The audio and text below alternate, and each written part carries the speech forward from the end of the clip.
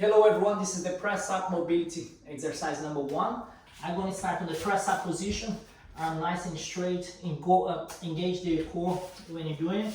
On my toes, I'm going to do my press up, push, and I'm going to lean as far as I can, trying to get my glutes as close as I can to my heel. The more I can do it, the more I increase my mobility. That's the goal. If I can't go that far, it's fine. You go as far as you can. So on the press up, yeah, 1, push the hands, walk back, push the hands, walk back. If I cannot do the press up completely, I can put my knee on the floor. I'm gonna go normal press up, lean off the floor, push, come back, place.